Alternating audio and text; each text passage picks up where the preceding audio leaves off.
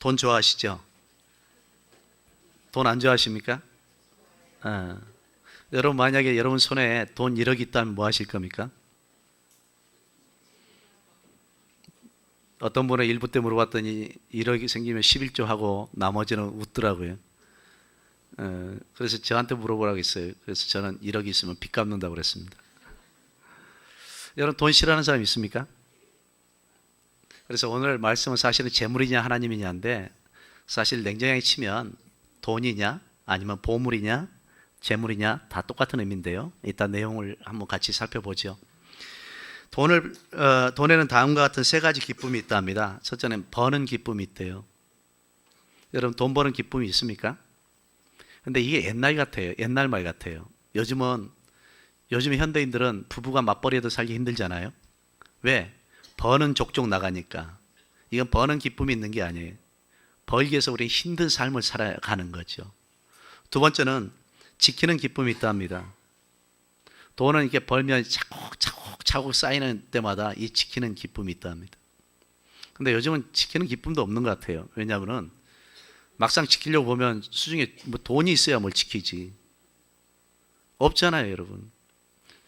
저는 여러분 살면서 가장 큰 돈을 얼마를 만져보셨습니까? 세 번째는 쓰는 기쁨이 있답니다. 요즘은 버는 기쁨, 이 지키는 기쁨보다 이 쓰는 기쁨이 큰 사회인 것 같아요. 없어도 쓰고 보는 것 같아요. 카드를 쓰든지 아니면 빌려서 쓰든지 쓰고 보는 것 같아요. 참 대단한 사회죠. 어디 점심 먹으러 가면 여성 동지들끼리께서 이 식당을 전부를 장악하고 있는 이 식당들을 자주 봅니다. 가끔 가다 보면 신방 갔다가 점심 먹으러 가면 저 혼자 남자고 나머지 식당을 다 채우는 분들이 여성 동지들이시더라고요. 그래서 참 놀랍다. 이 쓰는 이 기쁨은 말로 표현이 안 되는구나. 하긴 저도 돈 있으면 쓰기에 바쁘니까.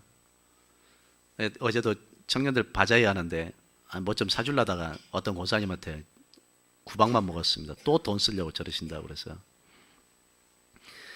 여러분 한번 제가 체크리스트를 해보겠습니다. 체크리스트를 할 때 여러분이 5면 동그라미면 손가락으로 이렇게 세워보세요. 몇 개나 되나? 첫 번째, 어떤 사람이 이 강해 설교 찾다 보니까 이 내용이 있더라고요. 어떤 사람이 올린 건데요. 첫 번째, 복잡한 돈 문제 때문에 신앙생활에 지장을 받고 있다. 동그라미 X에서 손가락이 세는 거예요. 앞에다 이렇게 세지 마시고. 두 번째, 일과 사업을 하나님과 가정보다 더 중요하게 여기고 있다. 세 번째, 지금 있는 것으로 만족하지 못한 채 계속해서 더 많은 것, 더 좋은 것을 갖고 싶다. 네 번째, 일하는 것이 싫고 귀찮게 느껴진다. 다섯 번째, 여러분 굉장히 저를 신중하게 치다보네요. 설교 듣는 것보다 더 무섭게 치다보시는데. 다섯 번째, 다른 사람들보다 더 빨리 더 쉬운 방법으로 돈을 벌고 싶은 유혹을 느끼고 있다. 여섯 번째, 투자한 재물에 대한 걱정 근심으로 마음이 늘 무겁고 불안하다. 저는 이런 일은 없습니다. 그냥 투자한 게 없기 때문에. 일곱 번째, 일시적인 충동을 억제하지 못해서 무절제하게 낭비하는 생활을 한다. 이럴 일도 저는 없습니다. 왜냐하면 돈이 없기 때문에. 여덟 번째, 다른 사람의 필요를 도와주지 않는다. 아홉 번째, 넉넉한 재물 때문에 마음이 교만해지거나 혹은 우월감을 느낀다. 저는 이런 일이 절대 없습니다. 돈이 없기 때문에. 열 번째, 재정적 어려움 때문에 열등감에 빠져 있거나 누군가를 비난하고 있다. 이게 한국 사람들 심보가 이럴 수 있어요. 남 잘 살면 걔 뭔가 다른 방법으로 돈 벌었을 거야 뭐 이런다든가. 11번째, 하나님의 일에 대한 희생이 부족하다. 여러분 몇 개나 동그라미 됩니까? 손가락으로 한 7개 이상 되시는 분 손 들어 보실랍니까? 5개, 4개 없나요? 여러분 참 염치도 참 좋습니다. 손도 안 들고. 이게 동그라미가 많으면 많을수록 여러분 신앙 상태가 심각한 것입니다. 돈, 이것은 우리 삶에서 떠날 수 없는 문제죠. 동시에 직접적인 연관이 되는 피부에 와닿는 문제이기도 합니다. 고대 교부 중에 교부란 것은 이 신학적인 아버지다 아니면 신학적인 지도자다 이 말이거든요. 황금의 입술이라는 사람이 이 별명을 가진 크리소스톰이라는 사람이 있습니다. 이 사람이 이런 얘기를 했습니다. 욕망은 결코 만족되지 않는다. 사람의 마음의 욕망은 결코 만족되지 않는데요. 그것이 욕심이든 무엇이든 간에. 그러면서 이 사람이 이런 얘기를 했습니다. 그 이유는 첫째는 욕망의 일시성 때문이다. 욕망의 일시성. 즉 사람이 어떤 욕망을 채우고 싶으면 딱 그걸 채우면 이제 됐어. 나는 이제 만족해 할 사람은 아무도 없다는 얘기. 그건 일시성이에요. 잠시 잠깐 있다가 또다시 다른 욕망으로 사람은 방향을 돌린다는 얘기입니다. 두 번째는 욕망의 계속성. 이게 무슨 얘기냐면은 내가 욕망을 채워서 다른 쪽으로 또 채워요. 돌려요. 그래서 또 채워요. 그러면 끝날 것 같죠? 사람의 욕망은요, 채워도 채워지지 않습니다. 움켜쥐는 것은 한계가 있지만 이 마음속의 욕심, 욕망은 한계가 없습니다. 그러면서 그리스도스는 뭐라 그러냐? 그러면 이것을 어떻게 할 거냐? 이 욕망의 일시성과 욕망의 이 계속성을 어떻게 할 거냐? 어떻게 통제할 것이냐? 어떻게 조율하고 조절할 것이냐? 이 사람은 이렇게 말합니다. 거룩하게 성화시키라. 사람 안에 있는 이 욕망을 거룩하게 성화시켜라. 제가 이 욕망이라는 단어를 썼냐면은 예수 믿는 사람은 욕망하면 부정적인 시각으로 봅니다. 부정적인 시각으로 보면서 이 욕망을 가지면 안 되고 욕심이 있어서는 안 된다고 생각합니다. 여러분 그럴까요? 모든 사람들이 사람 안에 목사고 성도 안에 사람 마음속에 욕망이 없는 사람은 아무도 없습니다. 예를 들어서 한번 볼까요? 여러분 한 바구니 안에다가 돈을 다발로 놓은 것이 아니라 돈을 쫙 풀어놨어요. 한 5만 원짜리 지폐를 쫙 풀어놨어요. 가득 쌓아놨어요. 그리고 나서 여러분에게 여기서 여러분이 한 손만 사용해서 여러분 원하는 대로 바라는 대로 마음껏 가져가라면 여러분 가만히 서 있을 사람 손 들어보세요. 그걸 지켜보면서 그래 나는 가만히 있을 거야? 저한테 한번 물어보세요. 목사님 가만히 계실 거냐고. 아니요, 저도 도전할 겁니다. 왜 공짜로 집어가라는데 왜 가만히 있어요? 나는 거룩하기 때문에, 나는 예수 믿는 순결한 사람이기 때문에 나는 저거 안 가져갈래 이럴 사람 없다는 얘기예요. 모든 사람 마음속에는 탐하는 마음이 있습니다. 근데 아시나요? 아무리 바구니에 돈을 가득 쌓아놔도 사람의 욕심껏 내가 한 손으로 움켜쥐고 그 움켜진 것은 한계가 있다는 얘기입니다. 내가 가득 움켜쥐면 얼마나 움켜질 수 있을까요? 5만 원짜리를. 내 손에 아무리 가득 움켜져도 한 돈 몇십만 원 치겠죠. 탈무드에 이런 내용이 있습니다. 탈무드에 뭐라고요? 바구니채 가져간다고? 그 말이 맞아요. 진짜 어떤 사람이 그랬대요. 놨더니 어떤 사람은 막 손가락 사이에 끼어서 돈을 가져가고 어떤 사람은 막 돈을 움켜쥐려고 더 가져가려고 막 쥐어 파더래. 파봤자 한계잖아요. 그랬더니 마지막 사람이 유심히 보더니 딱 오더니 바구니를 한 손에 딱 잡아서 가져가더래요. 왜? 한 손만 쓰라겠습니까? 그게 이것도 욕망이죠. 욕망에 눈이 어두운 사람은 돈밖에 안 보이는 거예요. 근데 그 돈을 보면서 지혜로운 사람은 주변을 보게 되어 있습니다. 방법을 찾게 되어 있습니다. 탈무드에서 이런 내용이 있습니다. 탈무드의 내용 중에 공중으로 돈을 던졌을 때 원을 그려놓고 원 안으로 들어가면 하나님 거, 원 밖으로 떨어지면 전부 내 것이 되는 겁니다. 그럼 많은 랍비들은 공중에 돈을 던질 때 원 안에 떨어지도록 던질까요? 원 밖으로 떨어지게 던질까요? 그렇죠. 사람 욕망이 그렇습니다. 욕심이. 근데 어떤 사람은 또 이렇게 말하더랍니다. 그래? 너는 그렇단 말이지. 나는 공중으로 돈을 던졌을 때 공중에서 안 떨어지는 것은 전부 하나님이 가져가신 거고 떨어진 것은 전부 내 것이다. 사람 욕심이 한계가 없다는 얘기입니다. 그래서 이 욕심을 갖고 있는 욕망을 우리는 어떻게 하냐? 수용하고 인정하라는 얘기입니다. 인정하되 나는 그것을 부정하게 생각하지 말라는 얘기입니다. 예수 믿는 모든 사람들도 내 안에 욕심이 있습니다. 저도요. 저한테 1억만 주면 당장 지금 빚을 갚고 시작할 겁니다. 왜? 쓰고 싶은 데가 많거든요. 근데 그리스도스님이 이렇게 말했을 때 거룩한 성화를 외치면서 이렇게 말합니다. 여러분 누구든 간에 욕망을 가지고 있다. 그러면 이 욕망 자체를 부정하지 말고 감사해라. 욕망 자체를 부정하지 말고 감사해라는 얘기입니다. 내 안에 욕망이 있다는 것은 살아있다는, 스스로 살아있다는 증거를 주는 것이다. 내가 만약에 살아있지 않으면, 죽은 시체처럼 누워있다면 그런 욕망을 가질 이유도 없어지는 거죠. 감사란 얘기입니다. 감사한다면 그 욕망이 어떻게 될까요? 우리는 선하게 선용할 수도 있을 겁니다. 어린아이들은 어려서부터 꿈을 가질까요? 욕심과 욕망을 가질까요? 갓난아이들이 엄마의 젖을 빨 때 꿈을 갖고 빨까요? 욕망으로 빨까요? 사람은요, 갓난아이가 엄마의 모유를 빨 때 절대 꿈을 갖고 빨지 않습니다. 본능적인 욕망으로 빱니다. 그렇기 때문에 우리 스스로가 나는 욕망이 없는 사람이라고 착각하지 말라는 얘기입니다. 오히려 내가 욕망을 갖는다는 것은 어떤 작은 꿈이든 작은 비전을 시작할 수 있는 시발점이 될 수 있다는 얘기입니다. 왜요? 아무 생각 없고 아무 느낌도 없어서 나는 욕망도 욕심도 없는 거룩한 사람이라는 사람은, 이런 사람은 하나님 쓰시기에도 참 힘든 사람입니다. 왜? 열정도 비전도 잘못하면 찾아볼 수 없기 때문에 그렇습니다.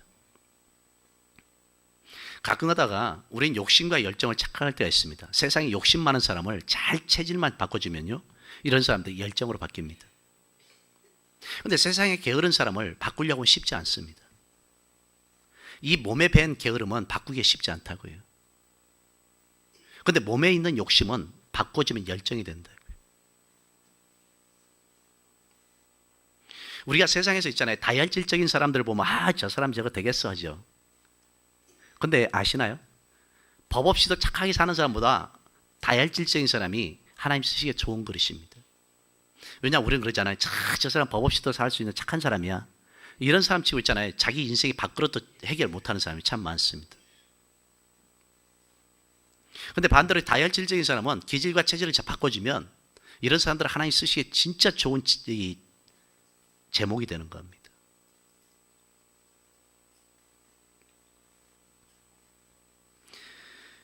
욕망에 대해서 감사할 줄 알아라. 그리스도는 말하면서 두 번째는 욕망의 제한성을 인식하라는 얘기입니다. 욕망의 제한성을 인식하라. 왜? 내가 아무리 욕망이 목적이 될 수 없다는 것을 알라는 얘기입니다. 아무리 채워도 나는 한계가 있다는 얘기입니다. 내가 채울 수 있는 한계가 있다는 얘기입니다. 그런데 사람들은 그 욕망을 한계를 뛰어넘는 순간 사회에 뭘 줘요? 문제를 이야기하고 불편함을 주는 겁니다. 세 번째는 욕망의 도덕성을 생각하라는 얘기입니다. 즉 욕망을 이루기 위해 수단과 방법을 가리지 않는 것은 잘못된 일이라는 사실을 알라는 얘기입니다. 그런 의미에서 우리가 이 욕망을 좀 더 근접하게 접근해 볼까요? 그렇다면 과연 이 욕망을 좀 더 근접하게 접근한다면 이 욕망의 중심에 뭐가 있을까요? 물질이 있을 수밖에 없습니다. 돈이 있을 수밖에 없습니다. 왜? 내가 어떤 욕망을 갖든 욕심을 갖든 어떤 생각을 하든 간에 이것을 이룰 수 있고 성취할 수 있고 이것을 해결할 수 있는 방법은 뭐가 있어야 해결할 수 있다고 생각하죠? 돈이 있으면 다 해결된다고 생각합니다.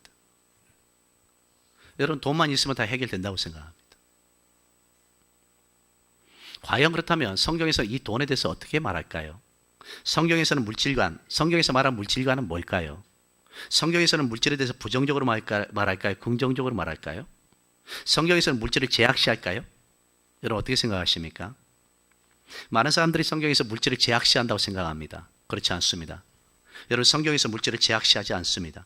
기독교는 물질을 제약시하지 않습니다. 왜냐하면 물질이 선과 악을 구분하는 것이 아니라 그 물질을 사용하는 사람의 마음이 선과 악을 구분하기 때문에 그렇습니다. 물질이 나쁜 것이 아닙니다. 사람 마음이 나쁜 겁니다.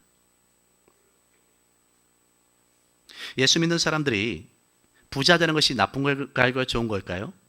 나쁘지도 좋지도 않은 겁니다. 물질에 문제가 있는 것이 아니고 물질을 가지고 있는 사람의 문제이기 때문에 그렇습니다. 디모데후서 6장에서 이렇게 말합니다. 돈을 사랑함이 일만하게 뿌리라고 합니다. 돈을 사랑하는 것이 일만하게 뿌리라겠지 돈이 일만하게 뿌리라고 말하지 않습니다.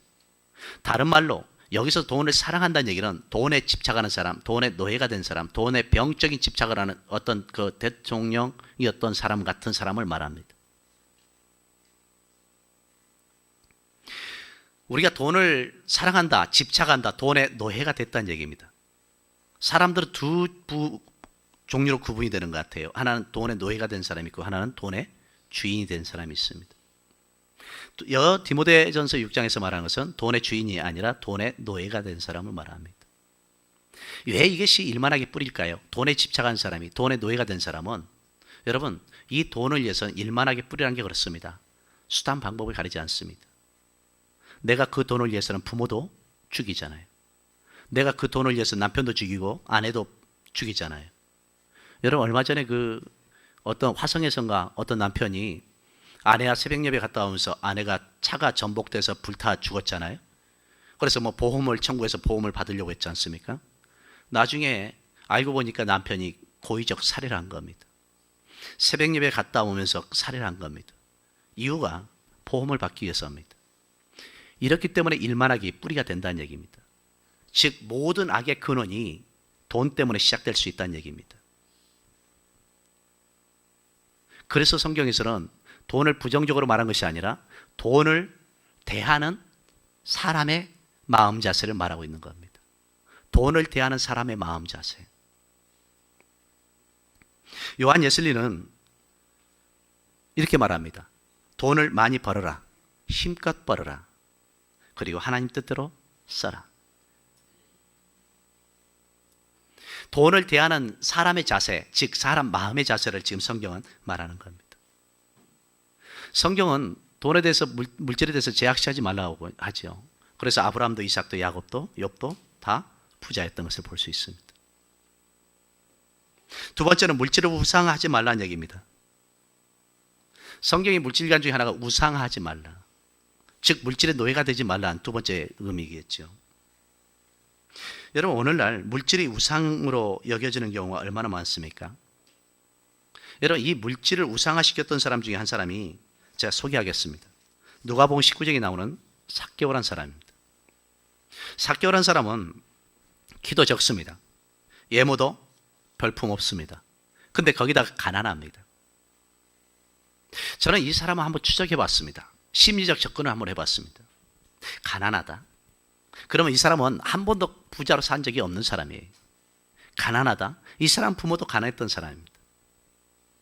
근데 가난할 뿐만 아니라 키가 작아요. 저는 한국에서 스탠다드 키입니다. 근데 제 키보다 더 스탠다드를 예치는 어떤 모 권사님이 계신데 그보다도 더 적을 겁니다. 삭개오가. 근데 그보다 더 적을 뿐만 아니라 외모가 정말 볼품없는 외모입니다. 그러니 생각해 보세요. 가난해서 그 사회에서 소외당했죠. 또 외모가 키가 적죠. 외모도 못생겼죠. 그러니 얼마나 열등감도 강하겠습니까? 이 사람 경제적으로도 열등감이 강하고 신체적으로도 열등감이 강하고 외모로도 컴플렉스가 강한 사람입니다. 이런 사람이 세상에서 누가 그런 사람을 인정하고 누가 그런 사람을 가까이 하겠습니까? 아무도 가까이 하지 않습니다. 인정하지 않습니다. 그러면 이 사람이 갖는 게 뭘까요? 내가 이런 컴플렉스 속에서 경제적인 외모의 외적인 환경의 컴플렉스 속에서 내가 인정받고 높임을 받을 수 있는 방법은 돈밖에 없다고 생각했던 겁니다. 그래서 삭개오는 돈에 아주 치열할 정도로 노예가 된 사람입니다. 돈을 위해서는 나라도 팝니다. 돈을 위해서는 자기 국민도 없습니다. 돈을 위해서는 매국노처럼 삽니다. 주변에서 돈 때문에 그렇게 매국노처럼 사는 삭개오를 향해서 비난할 때마다 귀를 막고 돈을 법니다. 이 정도 벌면 사람들이 감히 나를 업신여기지 못하리라 생각했을 겁니다. 이 정도 벌어놓으면 사람들이 내 외모 가지고 뭐라고 하지 않을 것이라고 봤습니다. 이 정도 벌어놓으면 그래도 많은 여자들이 따르라고 생각했을 것입니다. 그런데 이 정도 벌어놓고 보니까 그 정도 벌어놓고 보니까 주변의 시선은 더 곱지 않은 겁니다. 그 순간 삭개오는 그 마음이 외롭고 고독해집니다. 그렇지 않아도 세상에서 버림받은 경제적으로 가난해서 세상에서 소외된 사람이 외적인 외모의 컴플렉스에 마음의 상처가 있었던 사람이 그 마음에 충족하려고 마음을 회복하려고 마음을 풍요롭게 만들려고 돈이면 다 해결될 줄 알았더니 그 돈이 벌면 벌수록 주변 사람들로부터 뭐예요? 오히려 더 시선이 조롱과 비웃음을 당하는 겁니다. 이 순간 이 삭개오는 외롭습니다. 고독해집니다. 불안합니다. 이게 아니네? 이게 아닌가 봐. 내가 선택한 것이 잘못됐나 봐. 외롭고 고독하고 불안한 그 찰나에 예수님께서 그 마을을 지나가십니다. 삭개오는 뽕나무 위에 올라가 앉아 있습니다. 가까이 갈 수도 없습니다. 전에는 차라리 가난하기 때문에 외모가 그렇고 키도 작기 때문에 주여 나는 이런 사람이라 뛰어갈 수 있는데 이제는 그걸 내가 세상적인 방법으로서 한번 해결해 보겠다고 선택한 결과가 더 삭개오를 벼랑 끝으로 몰아간 겁니다. 그냥 뽕나무에서 우두커니 바라보고 있는 그를 주님이 찾아오십니다. 찾아오신 주님이 뭐라고 하냐? 오늘 너에게 구원이 있으리라, 샬롬이 있으리라, 이렇게 말하고 가지 않습니다.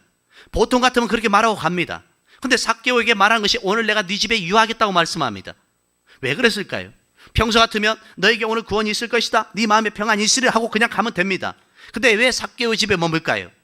주변에 바리새인들도 있고 서기관들도 있고 유대인들도 바라보고 있는데, 그러면서 그를 삭개오를 짐승처럼 취급하고 있고 개돼지를 취급하고 있고 매국노로 취급하면서 그를 버리는데 왜 예수님은 그런 버림받은 사람을 찾아갈까요?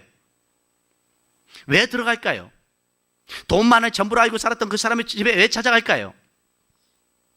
그냥 선포해도 되는데 왜 찾아갔을까요? 여러분, 찾아간 이유가 여기 있습니다.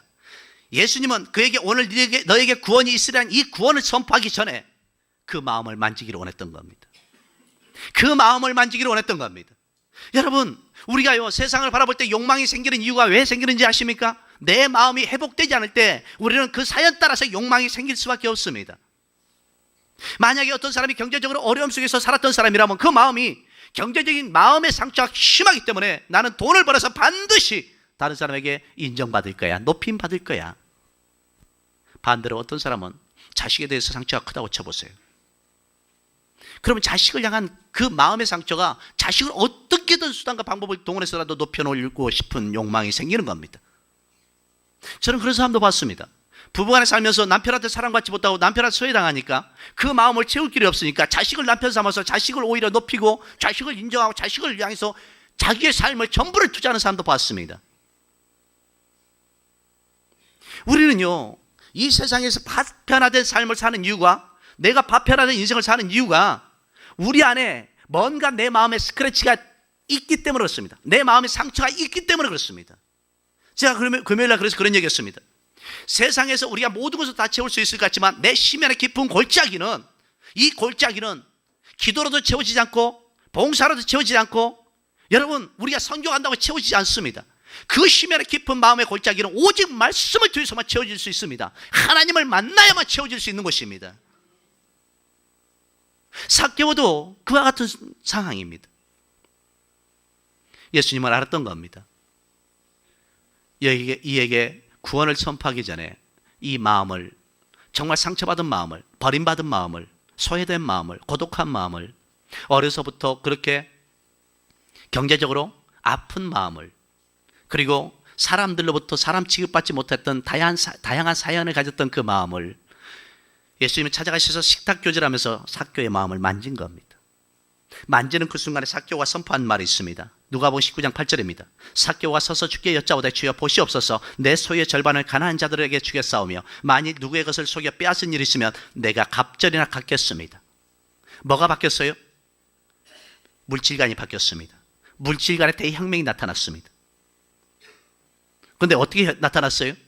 내가 그것을 움켜쥐면, 물질을 움켜쥐면 내 마음이 충족돼서 사람들이 나를 바라보는 시선이 달라질 줄 알고 움켜쥐었는데 오히려 그것으로 인해서 더 화가 된 겁니다. 그래서 다시 이제는 그 물질을 뭐예요? 빼앗은 자들에게 돌려주는 겁니다.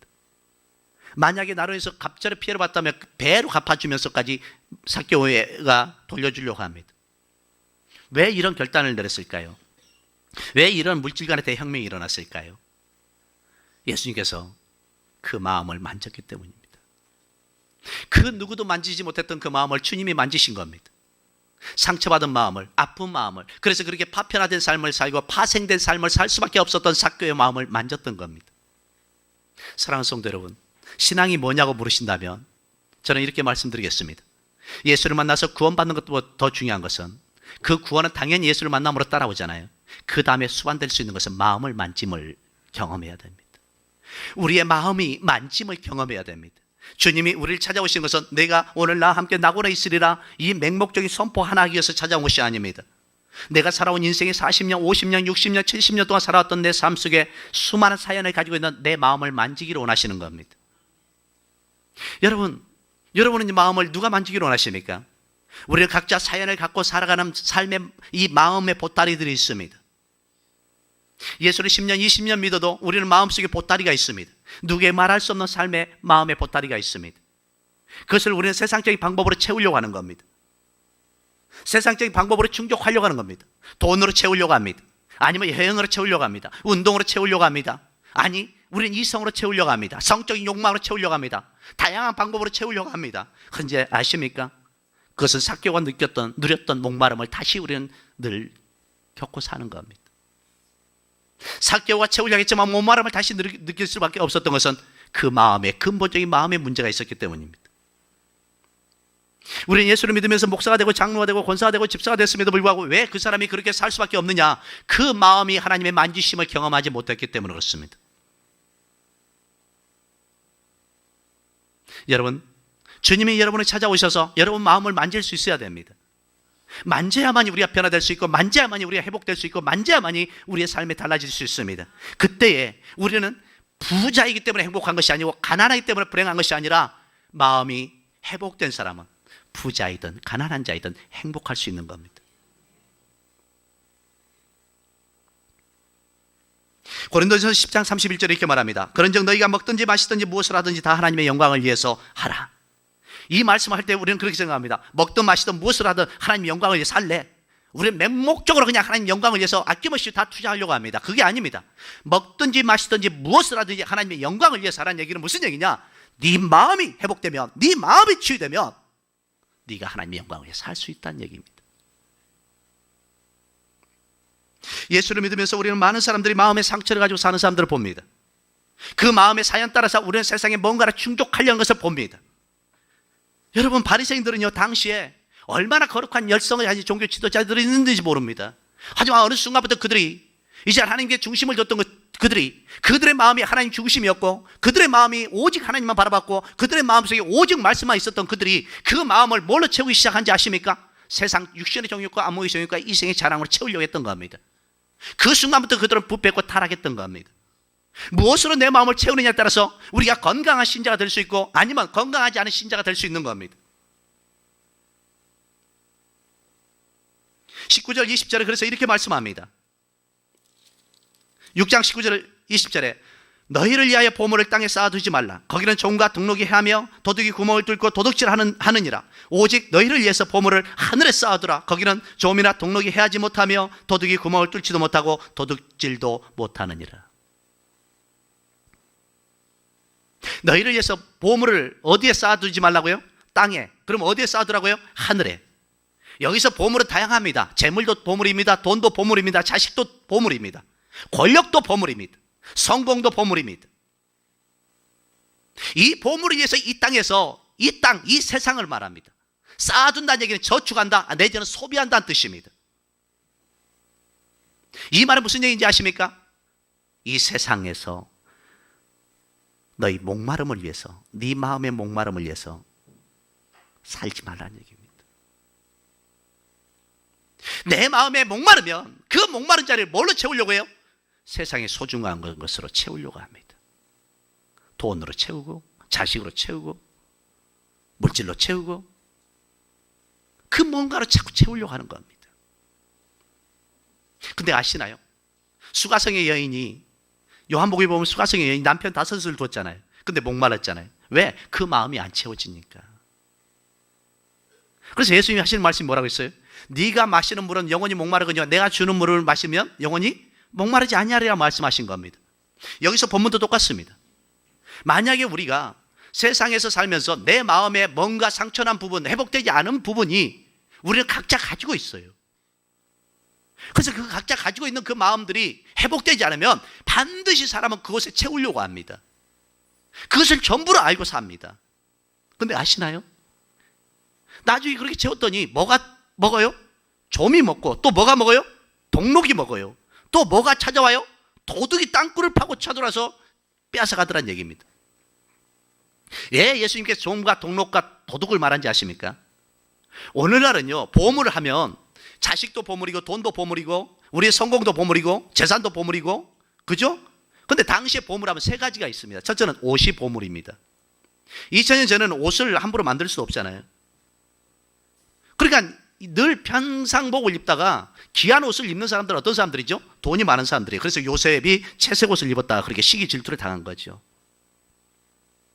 그러니까 부를 상징할 수 있는 게 옷이었단 말이에요. 그래서 야곱이 요셉에게 그 채색 옷을 입힌 거죠. 근데 이렇게 부를 상징할 수 있는 옷을 오늘날처럼 이렇게 옷장이 잘 돼 있는 것도 아니잖아요. 구조가 잘 돼 있는 게 아니란 말이에요. 그래, 이 조미라는 것은 뭐야? 기생하는 벌레란 말이에요. 그 시간이 지날수록 이 옷이 사가요. 동록은 뭐냐면은, 여러분, 동록은 이겁니다. 여러분, 옛날에요, 시골에 우리 살다 보면 부자들은 창고에다 뭘 싸놓죠?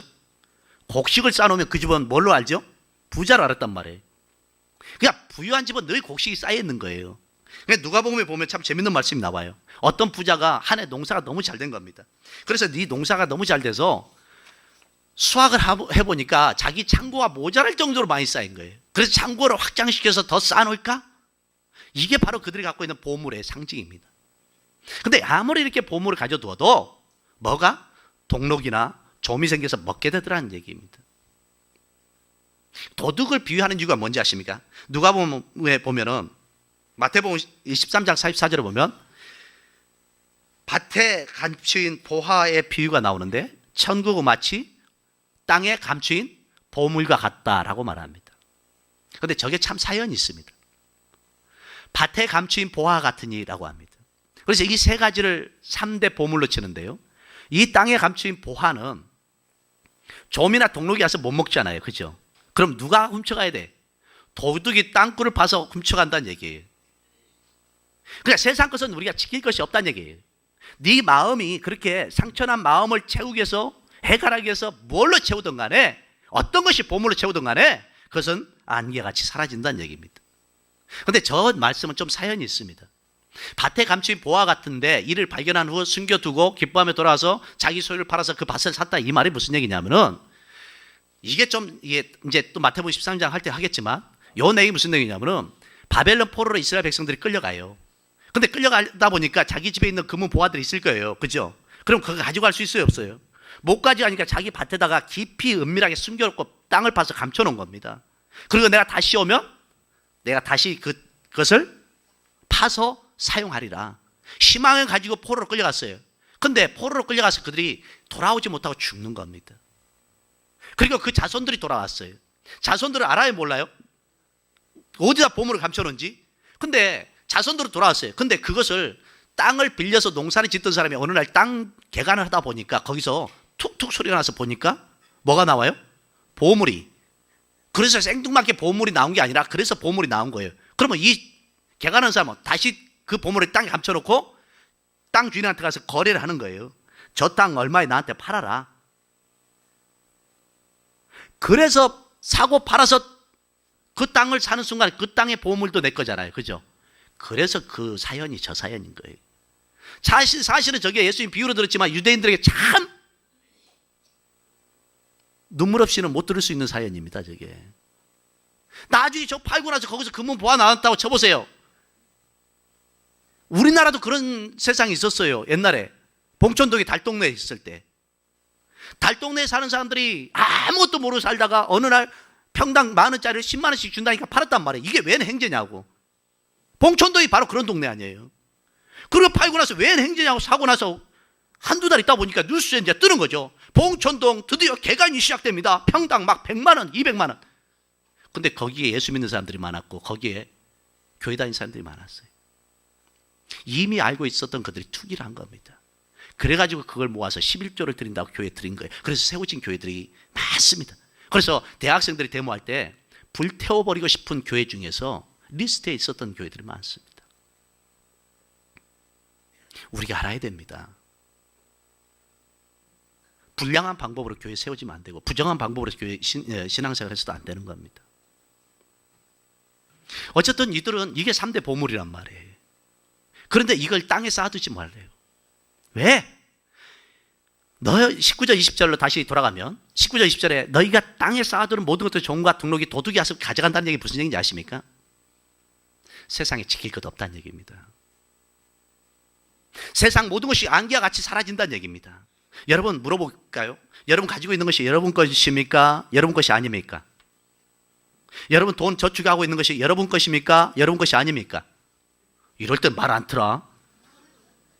여러분 헌금 좀 해요. 6층에 지금 저기 찐빠 나가지고 한 600, 700 들어간답니다.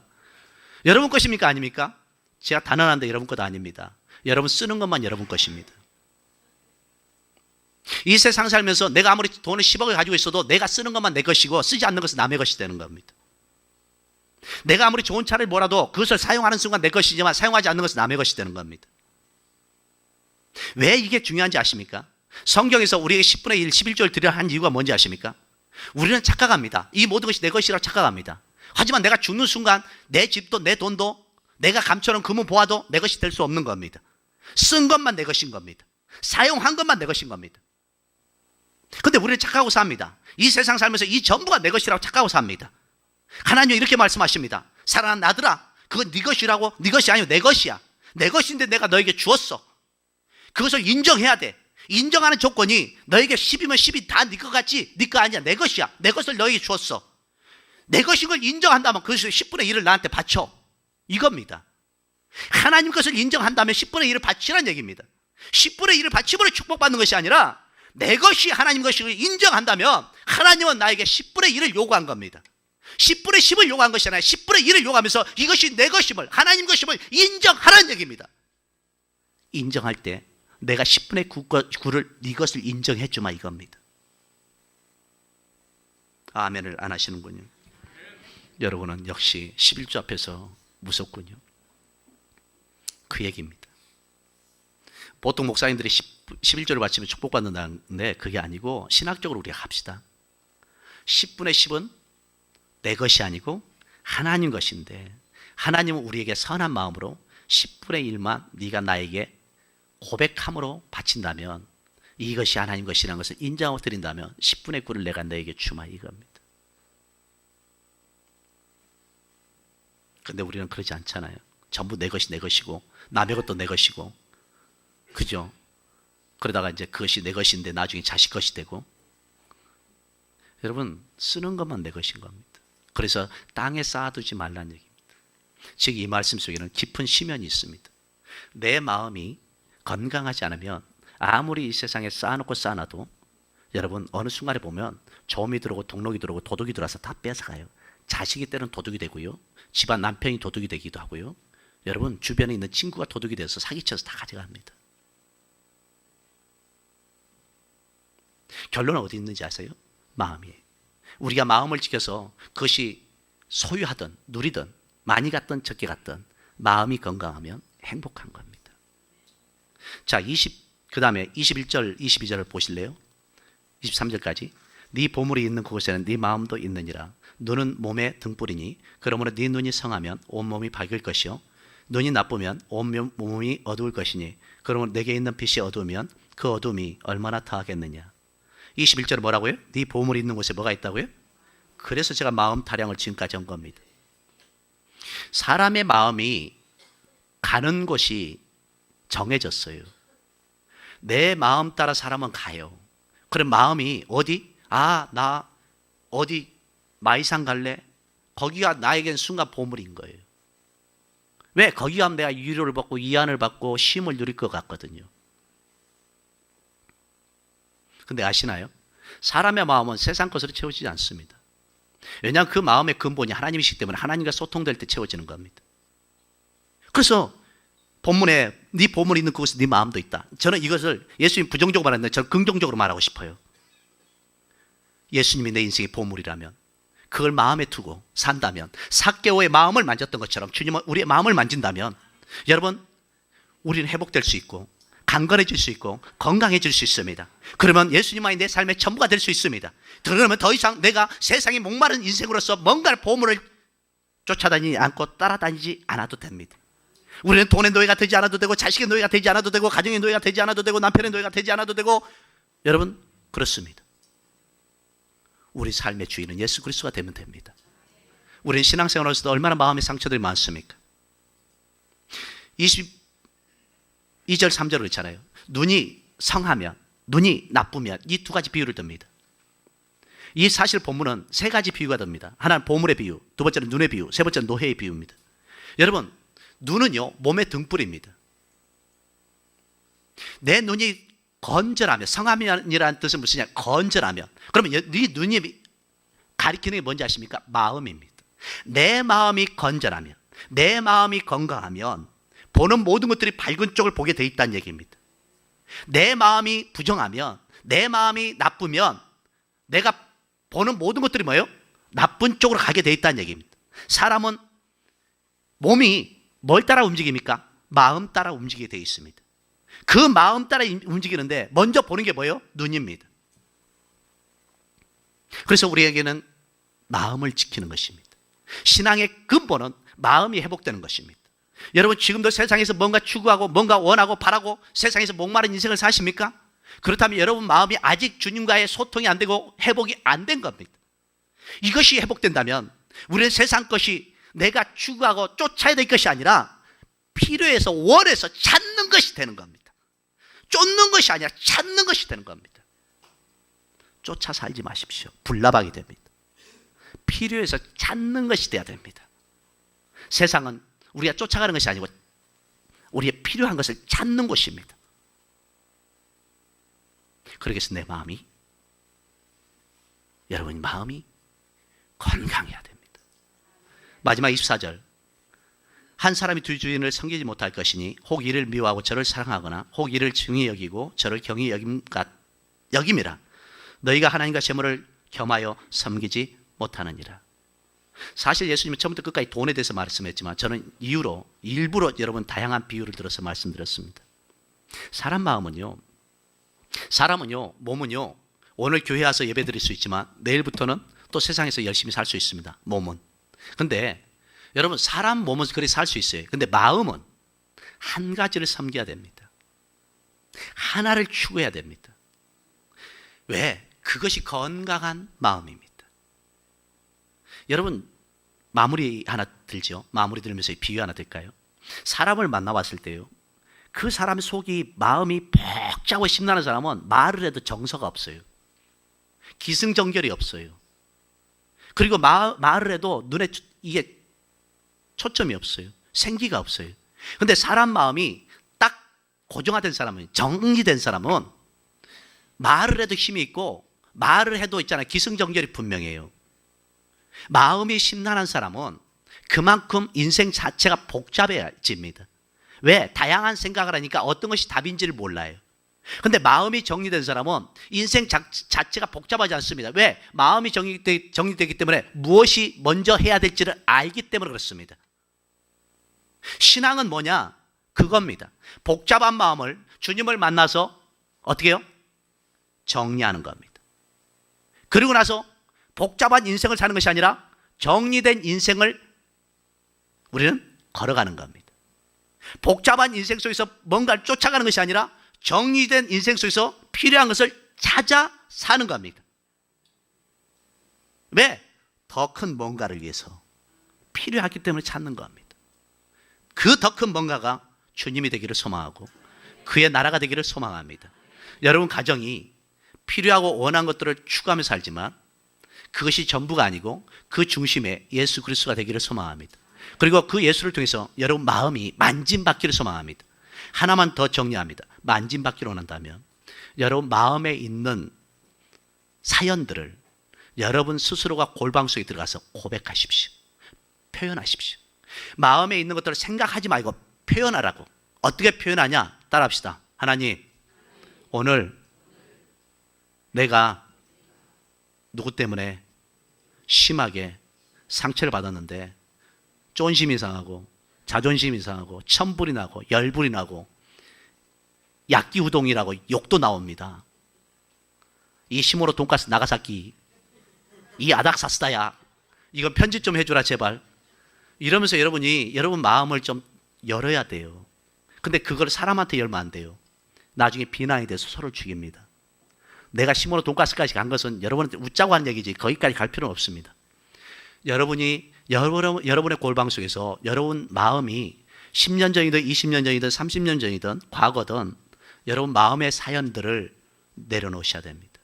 내려놓는 것은 고백하는 겁니다. 그랬을 때 여러분 삶의 주인이 예수가 될 수 있습니다. 안 그러면 계속해서 여러분 상처받은 그 사연 따라서 그 마음의 주인이 달라질 수밖에 없습니다. 좋으신 하나님, 내 마음의 주인은 누굽니까?